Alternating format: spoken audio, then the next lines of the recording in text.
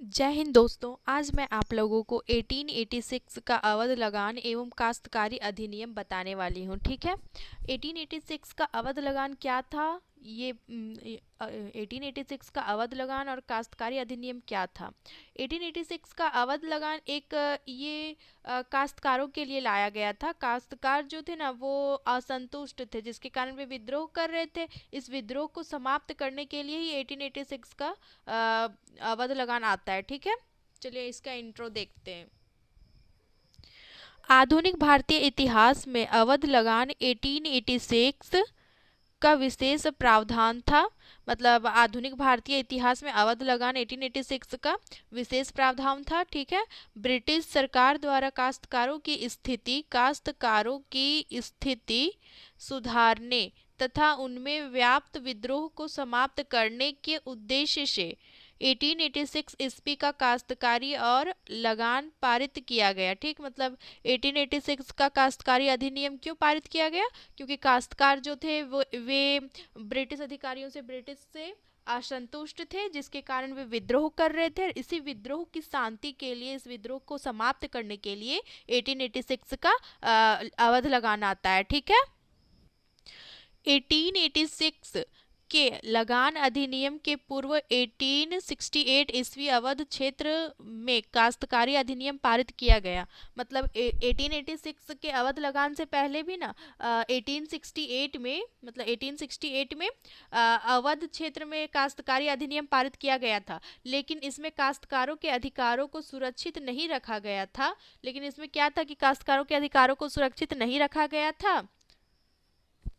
इस कारण 1868 ईस्वी के अधिनियम को संशोधित कर 1886 पुनः अवध लगान अधिनियम लाया गया। मतलब जो 1868 का अधिनियम था ना, उसी को संशोधित कर, उसी में मतलब संशोधन करके ना 1886 का अवध लगान आता है। ठीक है।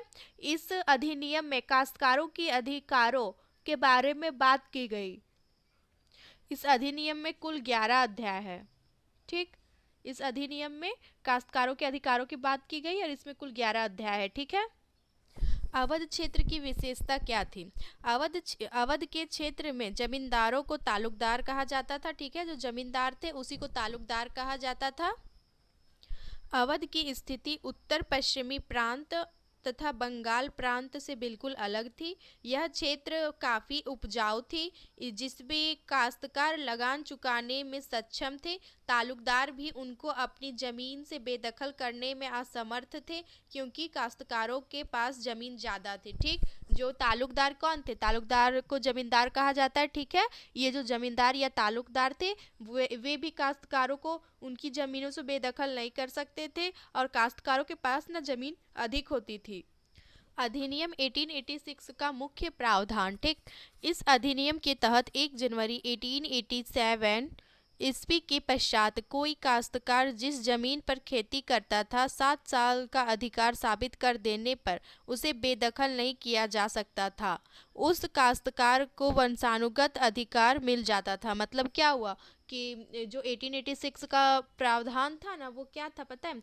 जैसे कि कोई भी काश्तकार अगर 7 साल तक एक जमीन में ही खेती कर रहा है और वो यह प्रमाणित कर देता है, तो वो जो जमीन थी ना वो काश्तकार को ही मिल जाती थी और उसका उसमें अधिकार वंशानुगत हो जाता था। ठीक है। लेकिन यह अधिकार 4 प्रकार के काश्तकारों पर लागू था। लेकिन ये अधिकार जो था वो सिर्फ 4 प्रकार के ही काश्तकारों पर लागू होता था। ठीक। पहला, वैसा काश्तकार जो जमींदार के भूमि पर 7 साल से अधिक दिन तक खेती कर रहा है। मतलब ये उस काश्तकार पर लागू होता था जो जमींदार की खेती है, लेकिन वो 7 साल से ऊपर उस पे कार्य कर चुका है, तो फिर ये जमीन उसकी हो जाएगी। ठीक है। दूसरा पॉइंट है गैर मजुरवा जमीन पर नहीं हो सकता था। मतलब जो जमीन गैर मजुरवा होता था उस पे मतलब काश्तकारों का अधिकार नहीं हो सकता था। इसमें कम से कम 14 साल काम करना पड़ता था। अगर गैर मजुरवा जमीन पे भी वो 14 साल अगर कार्य कर देता था ना, तो ये जमीन भी उसके अधिकार में आ जाता था, काश्तकार को ये जमीन भी मिल जाती थी। ठीक। और इसका तीसरा पॉइंट क्या है? वैसे काश्तकार जो तालुकदार से संबंधित हो। मतलब जो जमींदार से जिसका संबंध हो, जो जमींदार का संबंधित हो, उन काश्तकारों को जमीन मिल जाती थी। ठीक है।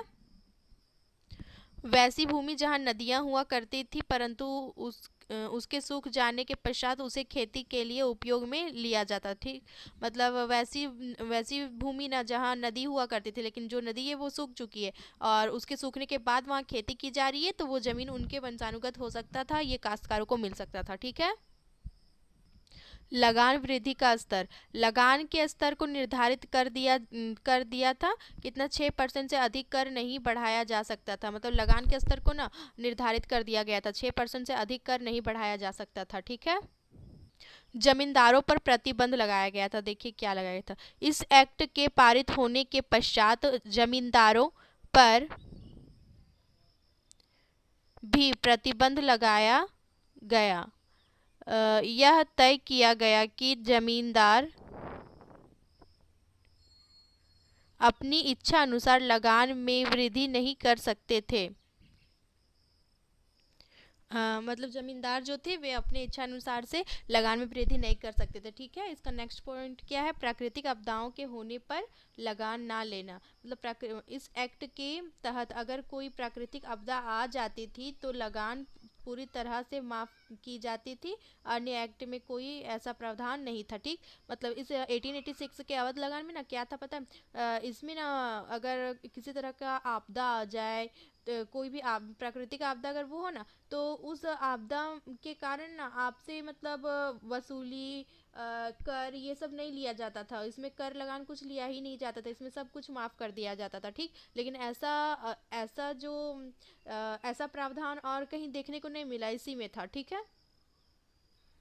ठेकेदार का प्रचलन, इस व्यवस्था के तहत यह नियम बनाया गया कि अब तालुकदार जमींदार खुद से लगान एकत्रित नहीं करेंगे, बल्कि ठेकेदार द्वारा किया जाता था। मतलब ठेकेदार का प्रचलन कैसे हुआ न पता है, इस व्यवस्था के तहत मतलब नियम बनाया गया था कि तालुकदार मतलब जो जमींदार थे वे खुद ना लगान एकत्रित नहीं करेंगे, इसकी जगह वे एक ठेकेदार को रखेंगे जो इस लगान को एकत्रित किया करेगा। ठीक है।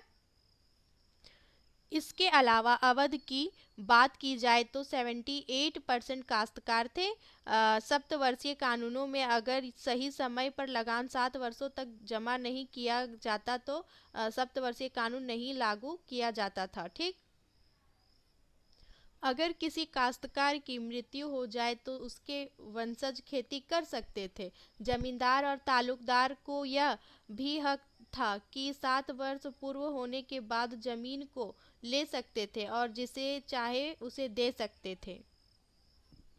इस एक्ट के पारित होने के कारण आपसी झगड़ों का निदान, जमींदारों का विरोध, किसानों की दशा में सुधार, जमीन की बंदोबस्ती, अस्थायी सरकार का स्वार्थ। ठीक, इस एक्ट को पारित होने का यही कारण था। निष्कर्ष, उपर्युक्त कारणों के आधार पर कहा जा सकता है कि 1886 ईस्वी के पहले लाए गए एक्ट के पूर्व अवध लगान की तुलना में कई ज़्यादा सुधार किया गया। यह एक्ट काश्तकारों की मजदूरी तथा उनमें व्याप्त सरकार और जमींदार के प्रति असंतोष को समाप्त करने में असफल रही। ये एक्ट जो था वो मतलब उनके विरुद्ध जो लाया गया था काश्तकारों को असंतुष्टि को समाप्त करने के लिए, लेकिन ये असमाप्त नहीं कर सकी। ठीक, उसमें भी ये असफल रही। अवध लगान एक्ट पारित होने के बावजूद काश्तकारों और किसानों का विद्रोह जारी रहा, अतः हम कह सकते हैं कि ब्रिटिश भारत में काश्तकारों का समाधान नहीं हो सका। ठीक है, मतलब ब्रिटिश भारत में जो काश्तकारों के लिए समाधान था वो नहीं हो सका, काश्तकार संतुष्ट नहीं हुए। बस प्रावधान लाने को था जो आ गया, लेकिन काश्तकार इससे संतुष्ट नहीं थे। ठीक है। Thank you guys.